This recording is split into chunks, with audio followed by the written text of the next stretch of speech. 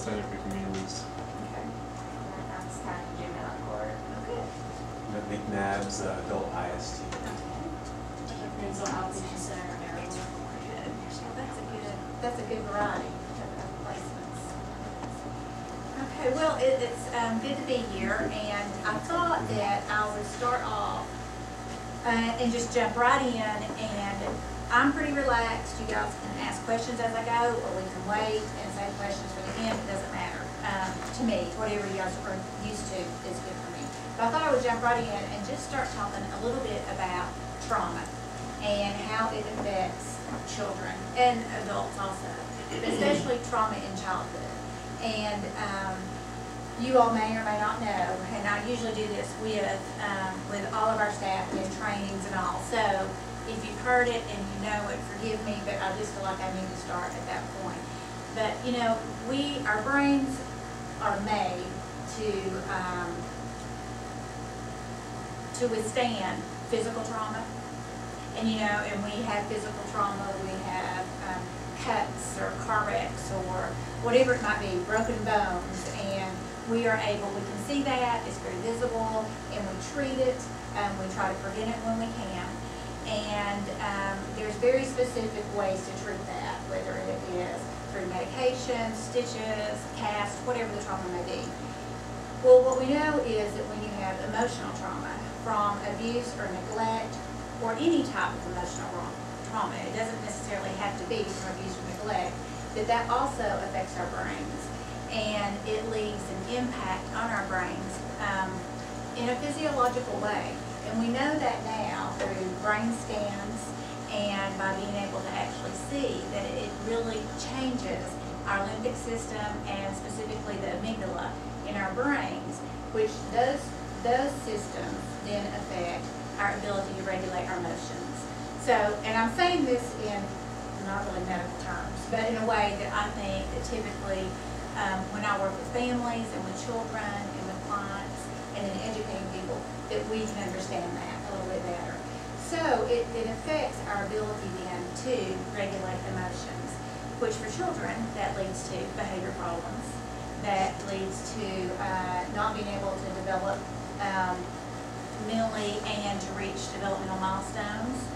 And often trauma, it will stagnate our brains in such a way that we end up really staying at the age that we were at the time of the trauma. So I don't know if that's new for you guys, if that's something that you touched on before, if you've had trauma in the brain classes. A little bit in the lifespan course, they talk about neurophysiology in general, and then some have taken trauma specific, right? Trauma courses? Probably not yet. Okay. They may in the future. It's something we didn't have right here, and really it's kind of newer. You know, I think probably in the last 5 to 10 years, we're really been able to see those the impact that it really has on the brain, and be able to back it up with real data, real research, and what everybody wants to see are those pictures. We have X-rays of broken bones. We've never really had anything that showed the differences in your brain when you suffer an emotional trauma, or how it affects us emotionally. So I say all that to say that what do we want to do? We want to be able to prevent that from happening. We want to be able to prevent a traumatic event from happening to a child, to an adult, to anyone, in any circumstance that we can, because we know prevention is best. If it can't be prevented, we know that early intervention is next in line, and what we want to be able to do is to treat the trauma immediately as soon as the child has suffered the trauma. Unfortunately, that doesn't happen all of the time. And then what we know is that children end up leading a life of dysregulation, behavior problems, getting kicked out of school, ending up in using alcohol and drugs to medicate themselves, and then ending up in juvenile court systems and then sometimes in jails. So without the prevention, without the early intervention, the cost is horrific to our society. But even what's more horrific is what the child or the person has to suffer. And especially now that we know that it can be prevented and we know that we can intervene early. So, at Helen Ross McNabb, we have We have a whole division that's dedicated to early intervention and prevention, and I am really proud of that division. We have not always had it, and really started it about 16 years ago. And I think that we are pretty unique in having that. I know that we are for across the state of Tennessee, as far as really putting as much time and resources that we have into those divisions. Our true and only true primary prevention program is called Healthy Families East Tennessee. And it is a program that works with first-time parents upon the birth of their first child. We will start working with them prenatally if we reach them, or if they are referred to us, or if we come in contact with them. With the whole goal of being to prevent child abuse and neglect. But we get there by doing some very other types of interventions. We don't necessarily say when we introduce the program to the families it's prevent child abuse and neglect, but it's really a support program. And it is really about helping new parents understand developmental milestones when their children should be meeting them. It's helping them understand the importance of immunizations on time, having them on time. It is really working with the families and modeling positive parent-child interaction, teaching parenting skills, of course, having the children ready for school by age 5, and making sure developmentally that they are progressing as they should. It is an intensive program. It's home visitation, and it is up to 3 times a week in the beginning, and it's a level system where as the child gets older and as the parents and the families doing fine, then it can decrease to 1 time a week, sometimes even 1 time a month. One of the most impressive things about the program is that it is for 5 years. So the family stays with the family support worker and in the program until the child is ready to begin school.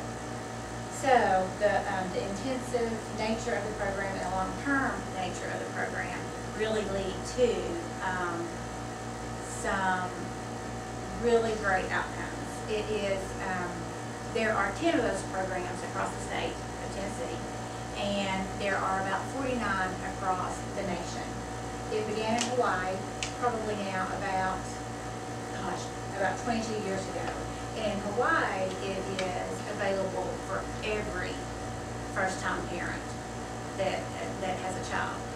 Here in the state of Tennessee, it's very limited. We serve 300 families a year, and that does not get anywhere close to the need that is here. We're in Knox, Blount, Loudoun, and Jefferson counties. So the success rate is an evidence-based program, and so it's data-driven, and the data shows that the success rate is right at 99.5%.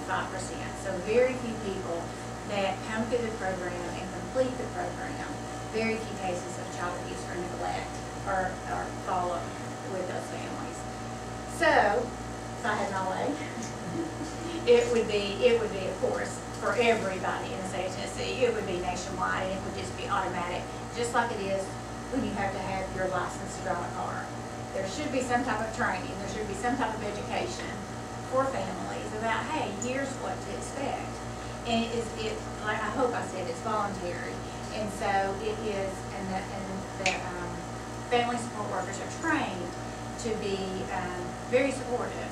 It's a partnership, and a true partnership. It is not somebody coming in and saying, you need to do this, you have to do this. It's really about education, and the focus is always on the healthy development of the child.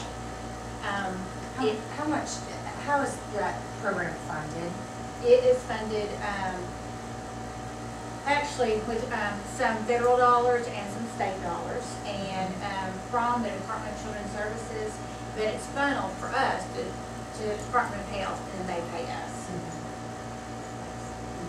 It is a program that is always, and all the programs I'll talk with you about today are programs that are always, every year actually, programs that we do not know if they will continue, if the funding will continue for the next year.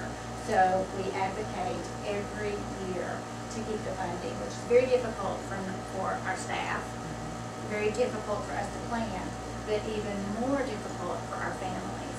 who are in a program that's that we're supposed to be there with them for 5 years, yet we continue to admit them all the time. So it's very, very difficult in that situation. And I brought some materials for you, for whatever you want them to have as far as what we do when we do advocate, and just examples of how we do that and work with the legislature and with the governor and with the Department of Children's Services. Can you think of anything else about that program that you may need to know? You touched upon, but another component that I think is really important is the brain stimulation. You touched Yes. upon it, but just, they have these brain bags. Yes, yes we do. And all the sensory, remember in your lifespan course and you learned about all the sensory, what our brains need to start working properly. They have these brain bags that they give out to all the mothers and show them how to use them with their children to help. Part of it's engagement, but it really helps with that stimulation so that all the neurons are firing when they're supposed to be firing, and it goes with all senses. There's We have touch and a noise. prenatal brain bag, and then there is one when they're born. So the prenatal one teaches you all the things that you can do actually before your baby's born to help stimulate and to help bond and to help them grow, and then afterwards also. But that leads me right into the other prevention program that we also have is we call it Mother Goose, but it is early brain development and stimulation. And it is not nearly as intensive as the Healthy Families program, but it is a little program that we started probably about 10 years ago now, and it is offered to the public in general, and it is for children up to 18 months of age and their parent, and it is really just what Gail described, but it's in a group setting. We offered it at the mall and at Cokesbury United Methodist Church, and it is several days a week, and it is bringing your child into a group setting, and then you have a facilitator who does certain activities that actually stimulate the brain and help build those different neurons and that we know promote healthy growth and development. So it sounds like, and when you watch it, it looks like, oh, they're just teaching songs, they're teaching nursery rhymes, and that is what they do. And the whole time the facilitator isn't explaining to the parents what that is actually doing for your child's brain. So they have a clear understanding of when you say rhyming words, this is the door that opens in that brain, and then that helps lead to their creativity. And when you sing the same rhythm over and over again, here's what that does for your child's ability to problem solve. And so it goes through all of those. It is also about giving them, helping them understand how touch is so important, and how touch leads to bonding with your child. And what we know is that the stronger the bond and attachment between a child and their parent is, the less likely for abuse and neglect at that point in time and in the future. So that is a really cool program. It is funded completely through the county here in Knox County, and it's a small program. We don't get very much funding for it, and actually it's reduced year after year after year. And the last time that it was going to be cut completely, we had families who actually went to the Knox County board meeting and advocated, on behalf of the program. And we even have families who, of course, want to pay. I mean, they'll say, can we pay? What can we, can we donate? So they'll donate to the center, and then we'll put that into a fund to continue the service. So those two programs, Healthy Families and Mother Groups, are the two primary prevention programs that we have. And when I say primary prevention, I mean that there has not been any sort of trauma, or any type of abuse or neglect at any point or stage for these families. It's all prior to any of that. I will go back and say with Healthy Families, how we find those families is pediatricians or OBGYNs can refer, but we also do something called universal screening. And universal screening is really what I believe makes it primary prevention, is that we go into the hospitals here in Knox and in the other counties, and we do a screening of the charts of everybody who has delivered that day. And then we don't wait for a nurse to call us, we don't wait for a judgment to be made by a doctor or a nurse that, oh, this parent may need your help.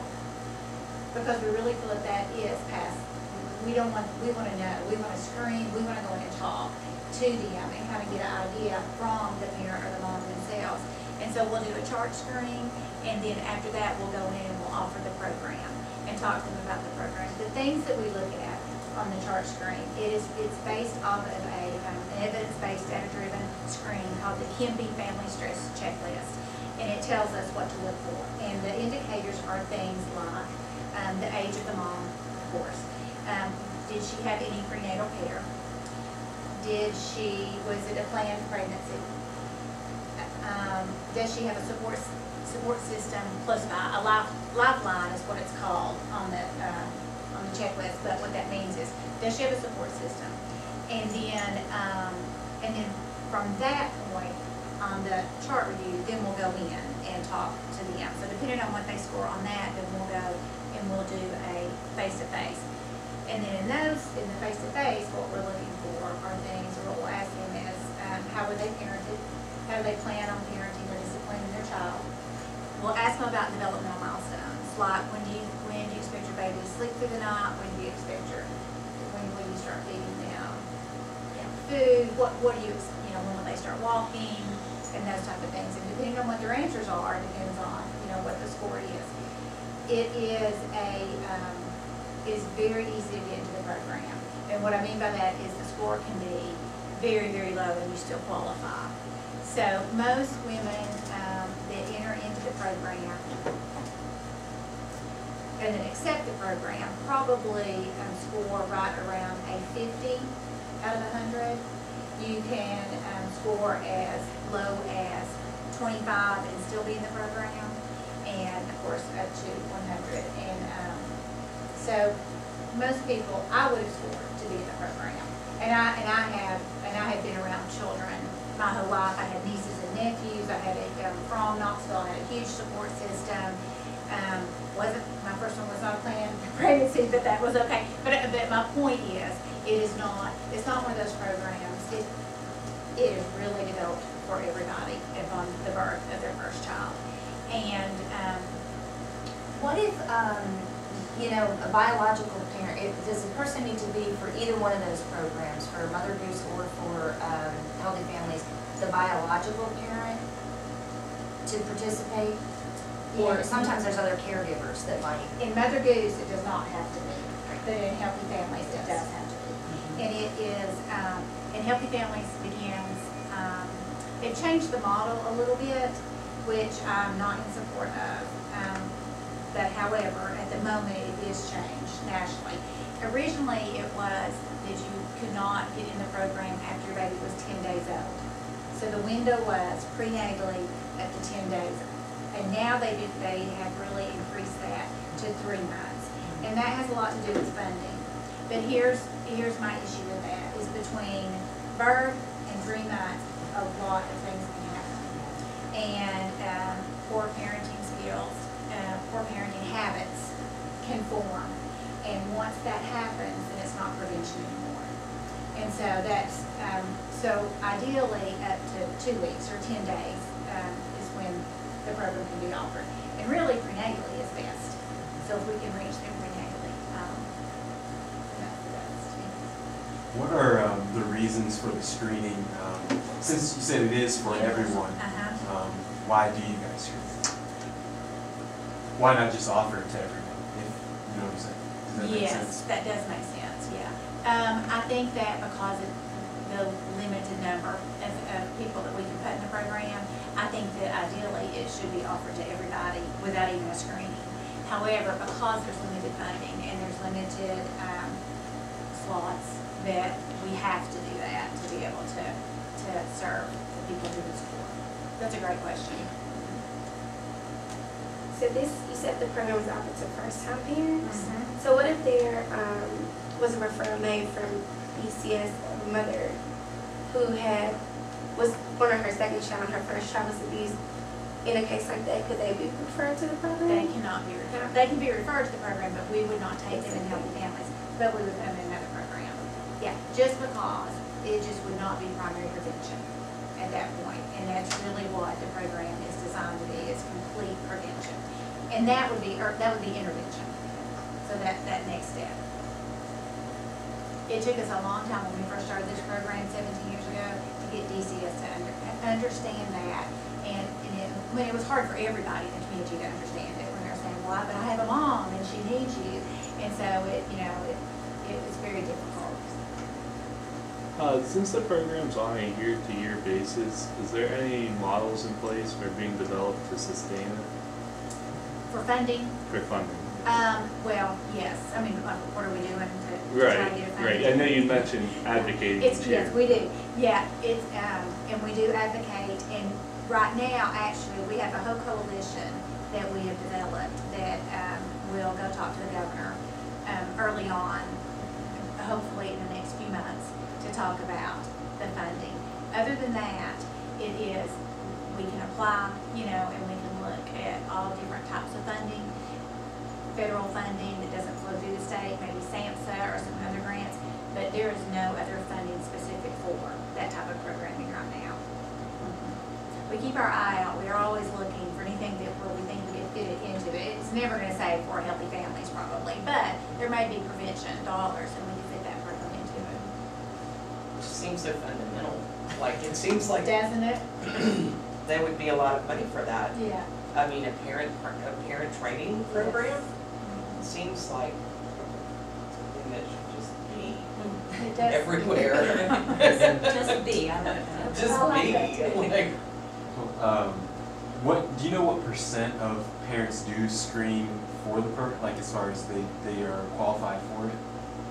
Versus the number that accept? Well, No, overall. Like yeah, if we screen, if- yeah, no, it's 99%. oh, Yeah, that would qualify for the program, yeah. Very versus few how do many not. that take up the offer. And versus the. well, that wasn't my question, but that's a good next question. Yeah, Uh-huh. we have about an 80%, yeah, acceptance rate, like when we go into the. And then at the hospital. 5-year mark, what's the retention for the program? Do most of the families continue with that program until the end? Yes, they do, yeah, most do. We're right at, I think the last time I checked was right at 93%. That's a good retention rate.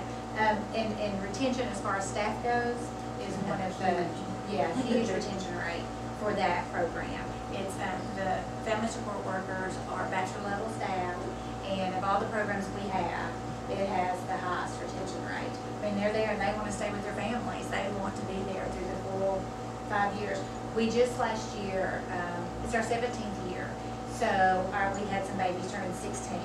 Which is a pretty cool milestone, and so we had a little, like a reunion for them to come back and for their families, so, and some of those same family support workers were there for those 16-year-olds, so. In terms of logistics, you said that you're in Jefferson, Knox, Loudon, and Blunt.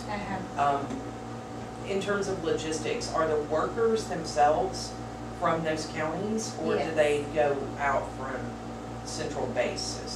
They have a central base, but they also have offices in each one of those counties. Sometimes it's with the health department, sometimes it's with the school system, it's usually borrowed space where we have them in those counties. And, some of them are from the counties, but not all of them.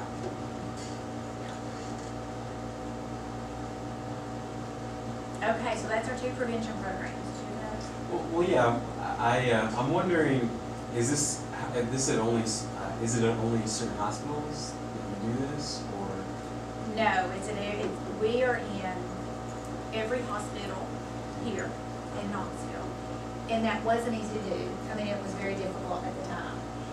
Very difficult, actually. We have memorandums of agreement with the hospitals, so that allow us to go in and review the chart, and then allow us to go into the room.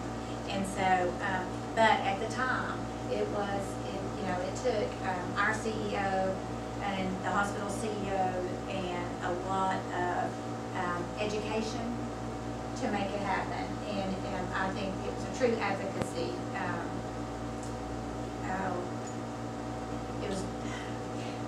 We had people, when we ran up against things at certain hospitals, well, at Baptist Hospital, for example, where we were met with we're a Christian hospital.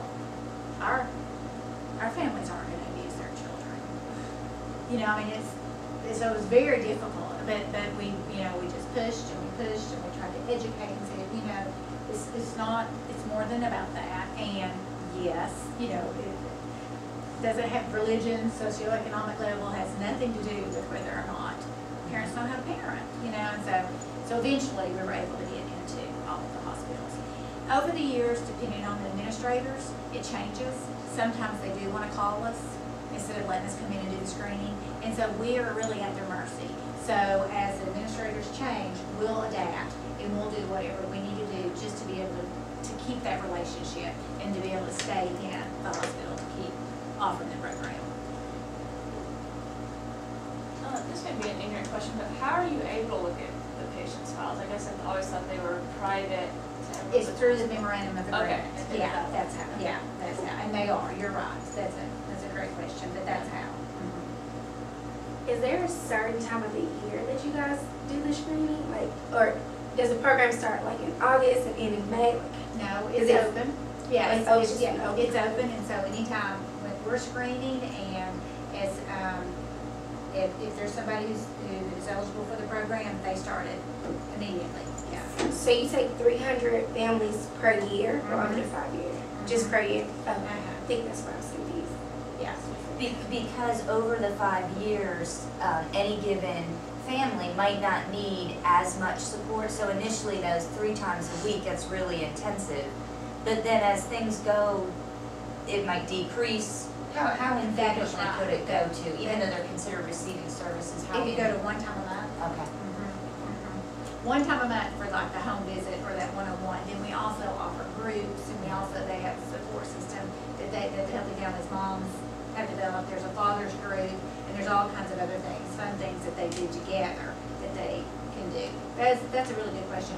The family support workers' caseloads are weighted, and so when a client first comes in and they're on the highest level, then of course that's weighted at a different percentage than somebody who's on their 5th year. So there's always spaces open.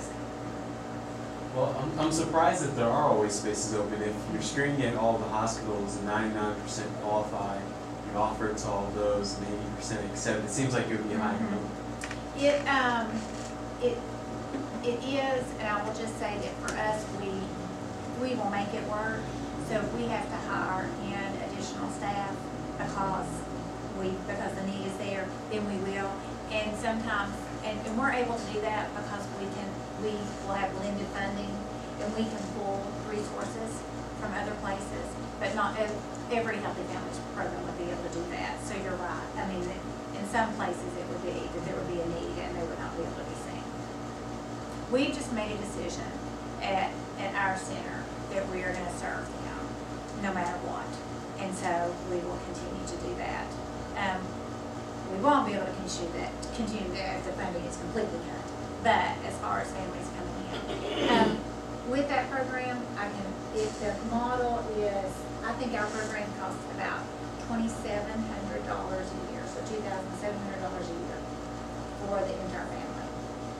And I think I have statistics for you, but if it gives you any idea, if a child was in the foster care system, it would be anywhere from $90 a day, and then if they had $90 to $110, $125, depending on what level that they were in foster care, or if they were in a residential program, $200 to $300 a day, and then of course anything correctional facilities, even go up to about $350 or $400 a day. So it's very cost effective, and it's very cost effective, and the services are really meaningful in that program.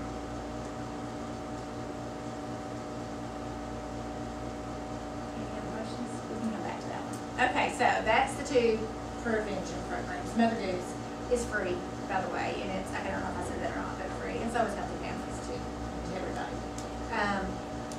Then in our intervention program, we have a therapeutic preschool. And the therapeutic preschool serves kids who are ages 4 to 6 who have been abused or neglected or suffered a traumatic event. and it is at our Children and Youth Center. It is one of 24 therapeutic preschools.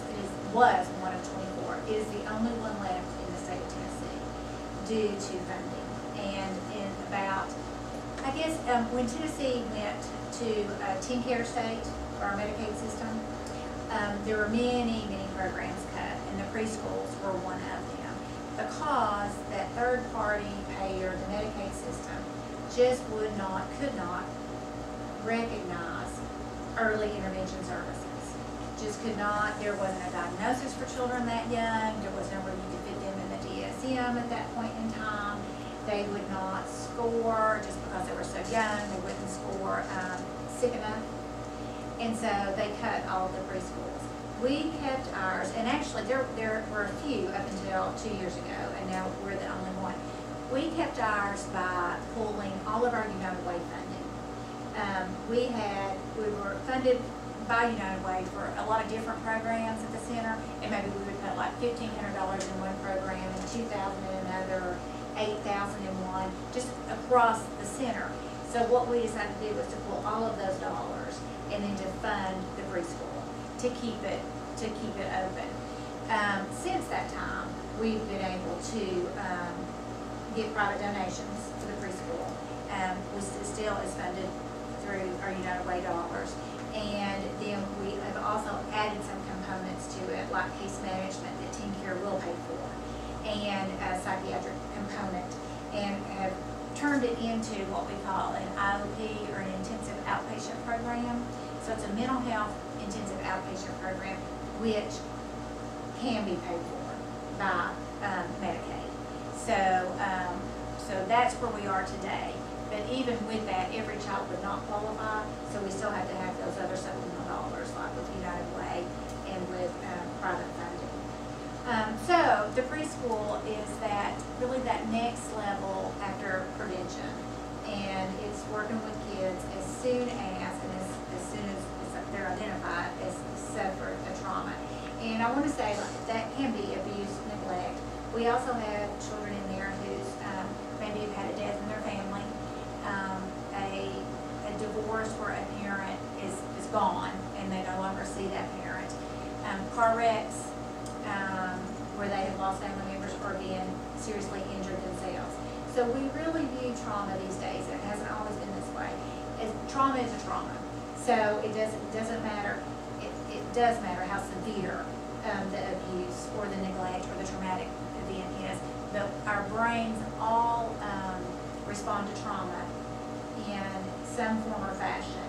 And what we know is if it's not in a healthy way, if we're not able to process it at the time, then that's when it will lead to further issues or problems.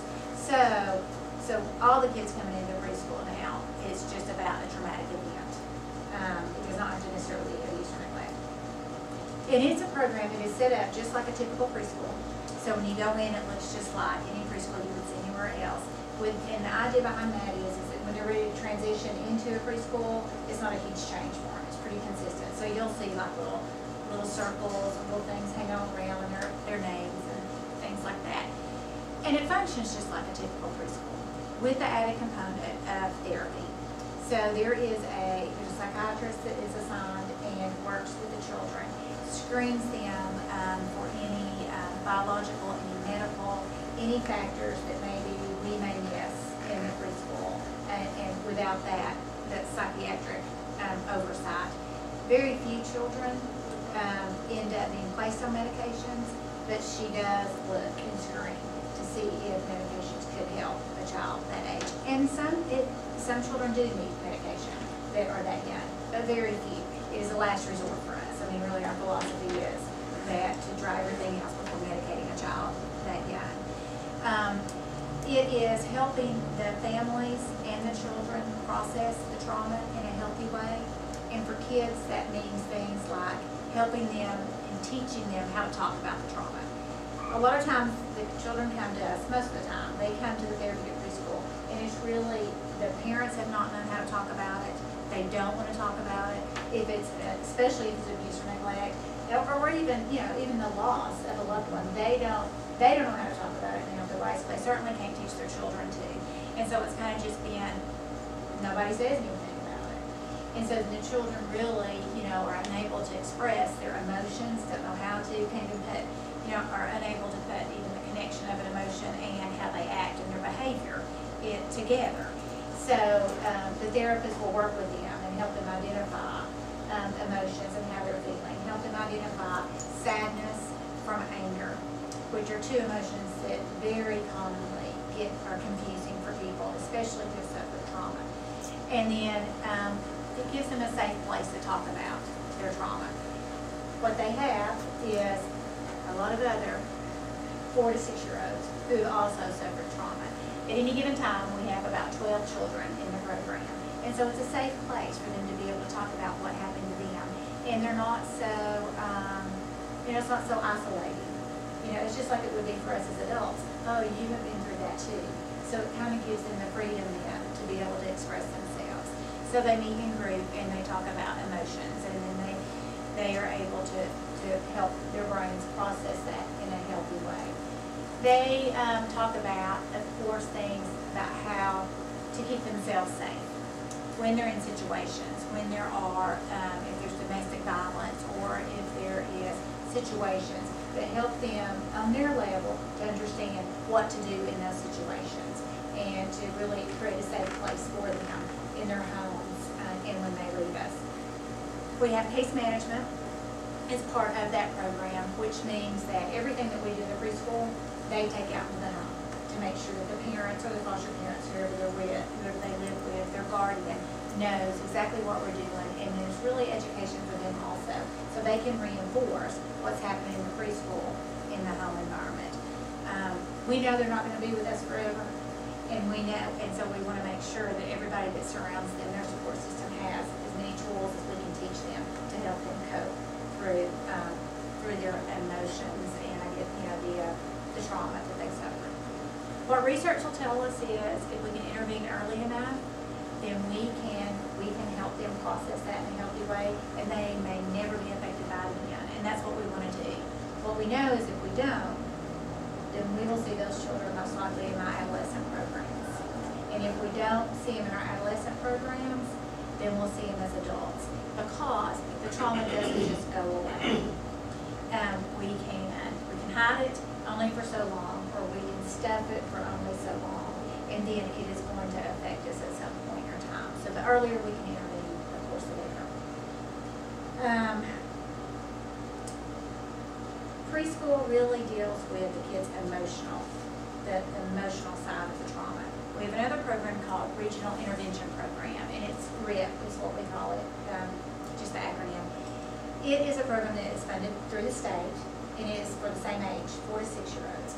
And it really deals with the behavior side. So if you think about preschool as emotional, helping them process, reprocess, help their brain to repair itself, RIP is really about strictly cognitive behavioral therapy. And it's for kids. Not every child that comes to the preschool needs RIP, and not every child in the RIP program needs preschool. But sometimes you have children who need both. And the program is for that child who really, the way we describe it, is controlling everything in their life through their behavior. They're acting out behaviors. If you've ever seen the Super Nanny, the thing of it, that is exactly what this program is. I say all the time, could have done that, we could have been funding all these programs, and we just started that, that show, but that's exactly what it is. And it's really teaching parents, reteaching parents how to parent. It's children who are acting out behaviorally for all kinds of different reasons, but not always about trauma. And it's not always about, it just may be that it could be poor parenting skills. It could be that that child is, every need that they've ever had, their parent has met immediately, regardless of what it was. And that they expect that as they get older, they expect that immediate gratification, that attention, and then that sometimes can turn into their behavior problems. It's very structured. It runs from after work. Parents are part of the program. So we don't just have the children, the parents actually come to the program also. Because again, it's really about teaching them a different way to parent. The child comes in as an identified client, But in this program, it really is about the whole family. It really is about the parents. One of the neatest things about the RIC program is that there are parents in the program teaching parents. It is funded through the Department of Mental Health, and so it is free and offered free for the families. What we ask is that the parents make a commitment after their children have graduated to come back and work in the program. Because what we know and what we've learned through the years is that I can say all day long, and any of my other professionals and therapists can say all day long to a parent, we can do this, we've got some great strategies, we're going to teach you how to cope with this. And they will listen and they will believe it, but when another parent can say, I have been through it, I know what you're going through, and you can get through this, it means so much more to them. And it's just a sense, just to see them, see another parent in there who has been through it, you can just see the relief on their faces, that there is hope. And we're talking about little kids that really do have control. And by the time they call the Home Hospital Nav Center, they're really, I mean, you know, these parents are really scared, and they're like pretty much thinking, what am I going to do next? So it's a neat program. They do a lot of two-way mirror type activities where the worker will go in and work with the child while the parent observes, and then the parent will go in and work with the child while we will observe. We have telephones, we can call in and ask them to do different things to see how their child will react, and then for the parent to intervene. So when you think of strictly behavior modification and positive reinforcement, ignoring inappropriate behavior, all those things you probably learned through your behavior classes, that's exactly what this program is. I used to intern. You did? Last year in preschool. Oh, you were in preschool? In Canada. Yeah. How did you like it? I really did. I enjoyed it. I think Jasmine had some good ideas too for the preschool, didn't she? Yeah. I can't remember them, but I did. But Did she we was- supervision? I don't know Did if they they implement implement. them? I don't know. I'm not sure. But I did bring up some good stuff Yeah. with Grace. Yes. Yeah. It was good for Grace. Did I leave anything out? No. Okay. You didn't. When you were talking, I was just over here reminiscing about when I was there. Oh, yeah, that's right. Working with the kids. They were fun. The preschool used to run prior to the funding board cut about 17 years ago. It ran 5 days a week, and we had 2 programs, a morning program and an afternoon program. Now it's only 3 days a week and just 1 program. And there is a huge need. And we really don't have waiting lists at McNabb. We try because we are such a huge continuum. When somebody is referred to one of our programs, if we can't get them at that time, we can put them in another program. So we don't have waiting lists. However, the preschool would have one. I mean, there's just, even though the funding, the program is not what it used to be, that doesn't mean the incidence of the trauma has gone down. It has not. Okay, so next on that early intervention and prevention continuum, we have a program called ChildNet. And ChildNet is a program that we started about 8 years ago, and it is funded strictly from our foundation. The Helen Ross McNabb Center is very fortunate to have its own foundation, and what that means is it's a separate incorporation, and its sole responsibility is to raise money for the center. And up until the ChildNet program, the foundation had always raised money to build new buildings for us, and really bricks and mortar type projects. What was happening was we were getting all kinds of referrals for young children who, again, were not really sick enough to meet that third-party payer requirements for us to be reimbursed, whether it was Medicaid or other private insurance. It was really children around the ages between 6 and 12, not always, some we already know about the younger ones, but 6 and 12, and there's some older, who were really having their first onset of mental illness, or their first symptoms, or adjustment disorders, where something, again, maybe family had gotten a divorce or a death in the family. So it was the first time that the parents were seeing some type of odd behaviors maybe, or maybe some depression, but it just didn't meet the criteria of bringing it into one of our clinics. So we asked the foundation if they would consider raising money to fund operational dollars. And that was really a big deal because they'd never done that before.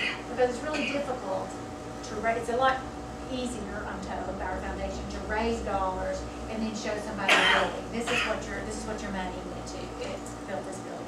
It's not so easy to show that it's for operations. It's not as easy to say it's to hire this many staff.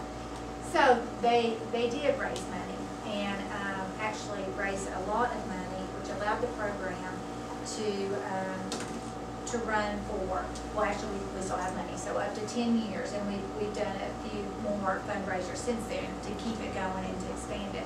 But it's really to serve children 12 and under who have, who we believe can be served in between 14 weeks and address whatever the issues are, and aggressively and intensely, and then move them through with the hope that they will never need mental health services again. And so we really consider that part of our early intervention division. It runs it has a psychiatry component, it has master's level therapists and bachelor's level therapists, or case managers who provide, of course, all of the environmental and school visits, and the therapists who do family therapy, individual therapy, and our psychiatrists. It is treatment team based, as in every child that is in there is, if they have all components, and they meet weekly about every child. So it really is about getting them in and getting them out as quickly as possible, and really hopefully meeting their needs so they don't need services ever again. How many clients do you have in that program? We have 170 in Knox, and now we've opened it up. The most recent fundraiser that we had was for Cobb County, Sevier, Blunt, Campbell, and Hamlet, to open it up for those.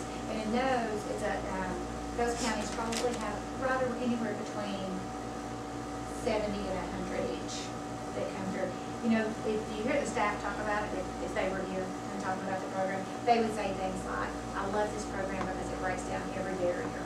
You know, there are no barriers to getting to treatment. So when somebody calls and says, I have a child and this has happened, they can say, yes, we can see you. And so it's really, you know, there's no funding issues. It doesn't matter what their diagnosis is. It doesn't matter if they have a diagnosis. That these dollars allow them to get access to the system.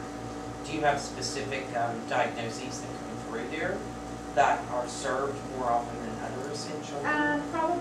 Probably adjustment disorders. Adjustment? Yeah, so, and a lot of time, and that's not something that Medicaid typically will pay for unless there's another diagnosis with it, so that would make sense. So an adjustment to whatever, something different in their culture, in their life that's going on. So probably more adjustment disorders in that. The V codes, parent-child relational abuse, a lot of them. Which also would not be covered by Teen Care and So- everything. So if they're not covered, how do they, well, you said you fundraise for them. Yes, yeah, So there's no need for that's right. Teen Care. Yeah. Now, that's not to say that we don't get children in who need more. And we're able to identify that, and then we're able to help them apply for Teen Care or Medicaid. And then we're able to put them in, refer them on to other programs also. So that has been kind of a side note of the program for maybe families who have never known to apply for disability for their child or to apply for Medicaid for their child. We've been able to help them do that. Okay, that's our, how are we doing on time? Well, I usually let them go anytime between 6 and 6:15. We try not to, it gets a long day. Yeah, I can So, imagine. does anyone have any questions based upon all that information that you just received? Is that all your programs for kids under 12? No. I told her to focus today on prevention and early childhood intervention. Early childhood. Just because of where we're at, but goodness no. Good to know. Yes. With regards to the therapeutic preschool, do you encounter people who say, well, it would be better if they were in a regular preschool and they would just have their, that therapy component to it as an addition to it? It kind of fits in with where you're talking about inclusion with disabilities, but if so, what might be your response to that? If it would be better for us not to go into preschools and provide, I think that I think that that would be okay. I mean, I think that I'm very, one of the things, one of our, I guess, philosophies at McNabb is that, and I would consider preschool, I've just never really thought about preschool to address that question, is that education is very important. And one of the most important things in a child's life is to have a successful academic career. So we have numerous programs where we put liaisons in regular classrooms to keep them from having to be removed from their classroom. So I think that's what you're asking. We have just never, we don't really face that much with those younger children. Typically, the children cannot maintain at that age in a mainstream preschool. And so that's typically when they're referred to us. But I think that would, yeah, if we could, we would be glad to work with preschools and put what we would call as a master's level liaison in the classroom and have them work with their mental health issues. And in a way, you know, those fundamentals of recognizing the feeling and the emotion and connecting it with the behavior could be used in any preschool setting. Yeah, I mean, what would really be impactful is if we were able to teach preschool teachers how to identify and how to work with and how to, instead of having to have a specialized mental health person come in, that all preschool teachers could identify and then help them work through those coping skills. Are you interested in early childhood? Not particularly. Like I'm working at McNabb and with adults, but I think I really want to have this background so that, because I'm gonna get those, I'm gonna deal with parents, you know, who Yes. say, you know, what's going on, help me with my understanding stuff with Yeah. my kids. So, You're gonna deal with parents and you're gonna deal with adults who, if they had only had a Right. preschool, then you may not be serving them now. And they might be parents now. Yes. Yeah. Sure. There's a wealth of information Sure. that you can, do you want me to give out now or do you want to look at it? Well, do you want to tell me what you have, and then Yeah. people can, Okay. you know, if they're interested, and What I didn't talk about was, there's all kinds of levels of prevention. And so what I brought in was just an overview also of juvenile justice program. okay, great. With the idea, you know, it's really, juvenile justice programming, it's another division, it's really past the prevention and early intervention. However, it's about prevention of them going into a higher level of care. Yeah. And that too has such an economic impact. And plus really has a huge difference for their life. We can keep them in their homes instead of in a juvenile delinquency facility. It's much, much better for them. So I have that for you guys. And it really just talks about, this was what we use when we go to advocate. So you'll see like McNabb numbers and things like that, but it has the cost. And you might find it helpful sometimes with some paper. Absolutely, and they have these assignments that are called wikis. It's like a Wikipedia page on a topic, and so some of this information, depending on what topic they choose, they might be able to utilize it with that as well. Here is an overview of the prevention programs. Great. Okay. And it's got staff's names that you can contact. And get all, I think I made enough copies for Next this, for Thursday? yes, for your other. Great. I have a question about the, I guess, overall success rate with the preschool. What is that percentage? That, we do 6-month and 12-month follow-ups. And, at 6 months, it is 100% as no, abuse or neglect. At, most recently, it's 100% at 12 months also. Although I can say through the years, we have had, you know, not 100% success rate. But at this point in time, it is